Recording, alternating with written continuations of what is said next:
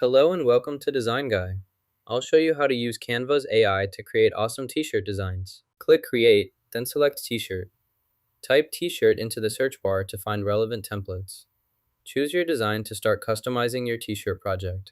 You have this t-shirt displayed here on your screen, ready for editing or sharing as needed. Add your t-shirt design by selecting the Elements tab in the editor. Click the search bar and type T-shirt design to find relevant templates quickly and easily. Next, click Generate to let Canva AI 1.0 create an image for you automatically. This tool uses artificial intelligence to produce unique visuals based on your input. Wait for the image to appear on your screen. Select the image you want to use. This design works well. Click and drag the corners to resize and make the image larger. Adjust it until it fits your layout perfectly. Use the handles to maintain proportions while scaling.